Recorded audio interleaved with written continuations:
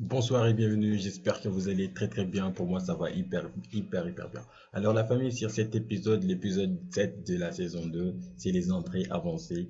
Les entrées, vous savez déjà les entrées, mais sur cette partie, on va voir les entrées avancées, les entrées les plus extraordinaires et comment prendre des entrées à high probability et à vraiment éviter les fausses entrées. Nous voilà sur les graphiques maintenant. La première des choses qu'on va voir, c'est l'illustration et voir comment est-ce qu'on peut prendre des entrées sur la structure en se basant seulement sur la structure. Pas de news, pas de annonces économiques, pas autre chose, non. Seulement les entrées. Ici, on s'est concentré sur les entrées. Quel genre d'entrée et quel genre d'entrée qu'on peut prendre et où est-ce qu'on peut prendre les genres d'entrée. Voilà. Vous savez, les prix, il est divisé dans plusieurs zones, mais les zones, on va les voir sur la saison 4, pas 3, mais la saison 4, Inch'Allah, si Dieu le veut. Donc, sur cette zone-là, notre première zone, les risques entry, on les cherche seulement sur cette zone-là, ok? La première zone. La deuxième zone, c'est là où on cherche des entrées un peu sur les larges flags, etc., etc. Mais maintenant, les entrées que j'aimerais que vous maîtrisiez, ce sont les risques entrées et les entrées moins risquées en même temps. Quand est-ce qu'il faut prendre une entrée risquée? Vous le savez déjà, c'est quand on a une structure et que dans cette structure, les prix nous donnent une approche structurale et en même temps, on a encore quelque chose qui augmente, qui est l'arc. En même temps, on peut assister à une masse psychologie sur cette zone-là. Donc, sur cette trade-là, on a une très grande chance, très grande probabilité que cette trade, euh, elle passe, elle passe parfaitement bien. Donc, la première entrée qu'on peut prendre, c'est sur la zone risquée. Et la zone risquée, pour les prendre, c'est très simple. On attend tout simplement que les prix approchent sur la zone en mode structural et on va placer, désolé, notre cible une fois que le prix elle atteint la zone.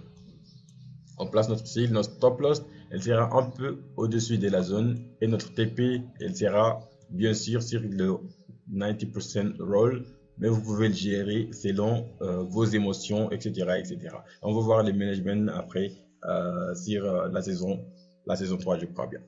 Voilà, ça c'est l'entrée risquée. Maintenant, l'entrée moins risquée, elle est constituée à quoi? L'entrée moins risquée, on a vu ensemble pas mal de choses, mais on va voir ensemble l'approche, les différents types d'approches à la saison 4, l'épisode 1. Pour l'instant, concentrez-vous sur ici. L'entrée moins risquée, c'est une fois que le prix elle revient sur notre zone, la chose qu'on va faire, c'est de laisser les prix partir totalement.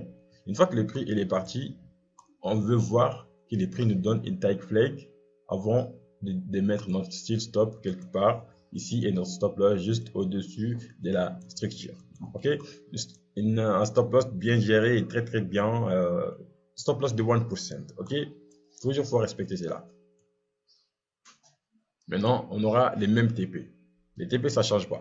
Maintenant, quand est-ce qu'on peut prendre une entrée une fois que le prix elle sort de la zone, elle sort de cette canal-là? On peut prendre une trade quand le prix nous donne une autre structure. Parce qu'il y a une stratégie qui dit qu'une fois que le prix elle casse, on peut prendre une entrée sur le retest. C'est vrai.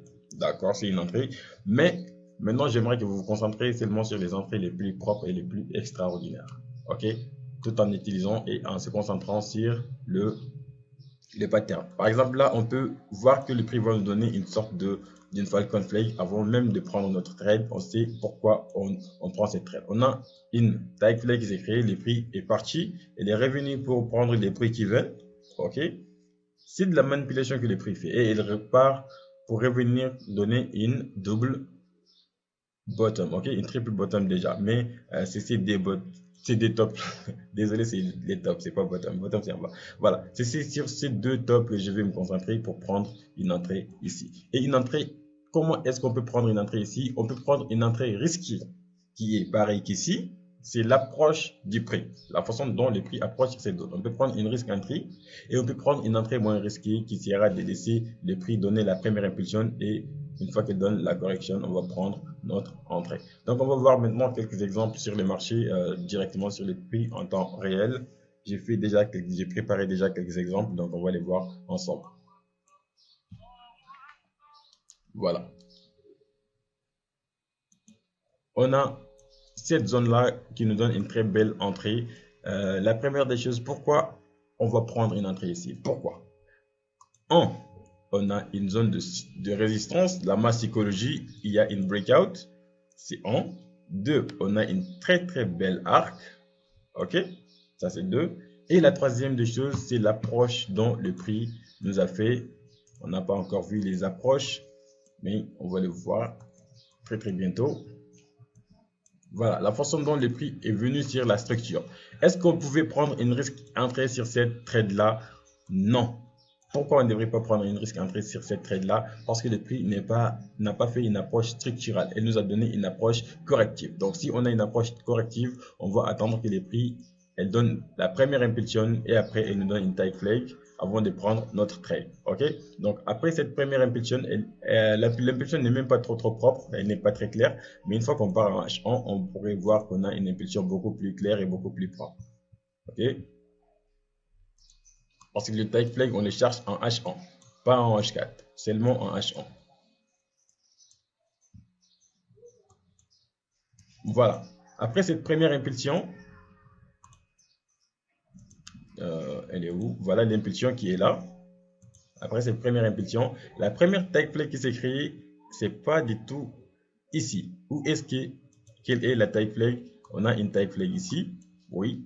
Et après c'est là on a une autre type flag. On a pas mal de type flag qui se sont créés pendant que les prix cheataient. On a une, deux, trois. On en a. Ce sont tous des entrées vraiment extraordinaires. Et après c'est là on a eu cette impulsion qui nous a donné une petite steep flag et c'est une entrée vraiment extraordinaire encore. Donc ce sont les différents types d'entrées qu'on pouvait avoir sur cette comment dirais-je, cette position là.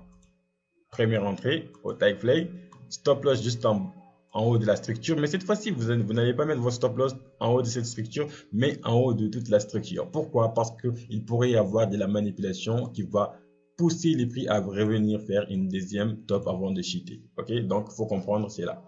Voilà. Maintenant, une fois qu'on a ça, notre TP il sera toujours pareil, des 90% roll. Voilà le début de la correction. On a une très très belle trade qui va nous faire en 11 sur 8 ou en 11 sur 10. C'est vraiment extraordinaire. Voilà. Donc, quand les prix sortent de la zone maintenant, comme je vous ai dit tout à l'heure, quand les prix sortent de la zone, quels sont les genres de trades qu'on cherche? On cherche le large flag, le pattern de continuation vraiment large. Par exemple, là, on a une type flag ici déjà. On a une petite large flag ici. Elle n'est pas très évidente, mais celle-là, elle sera beaucoup plus évidente. On va les travailler et les démontrer. Voilà. Après cela, on a eu affaire à cette très belle flag. Voilà. On a une touchée, mais la deuxième n'est pas très propre, mais c'est extraordinairement suffisant pour nous aider à prendre une position. Une touchée, deux touchées, et après on a le prix qui revient. Tester cette zone-là avant de cheater. Ok. Et comment est-ce que le prix est venu sur cette zone? Elle est venue en corrective. Donc, on ne pouvait pas avoir une entrée sur cette zone. Pourquoi on ne pouvait pas avoir une entrée sur cette zone-là? Parce qu'il n'y a aucune confidence qui nous dit que le prix elle va cheater à ces niveaux-là. Donc, on va prendre l'entrée après l'impulsion.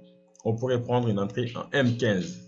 Voilà, en M15. On cherche aussi une type flag en M15, mais ça ne sera pas très évident. Je ne crois même pas que le graphique va nous amener ça.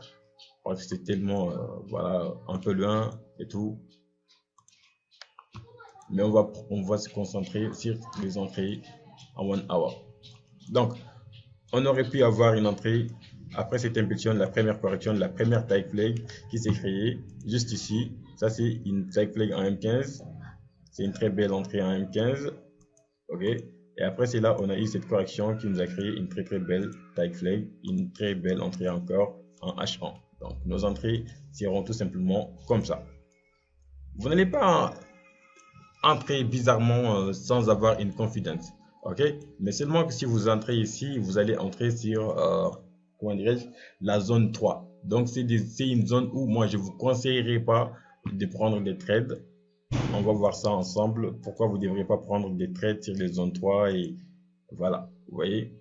Donc Les zones 3, c'est les zones rouges. Les zones rouges, on ne prend jamais un trade. On va voir les zones ensemble, comme je le dis tout à l'heure, dans les saisons à venir, saison 4, partie 1. Non, pas partie 1. Partie 1, on va voir les différents types d'approches. Mais de toute façon, vous allez voir, dans cette formation, il y a tout ce dont vous avez besoin pour être vraiment des traders rentables, pas seulement rentables, mais rentables sur les marchés et comprendre vraiment la structure des marchés. C'est une formation que j'ai préparée depuis, je sais pas, depuis 6 mois de préparation. Je continue, je fais des vidéos, je mets des mises à jour et ainsi de suite. Donc, c'est une formation qui va vraiment vous aider à être vraiment rentable.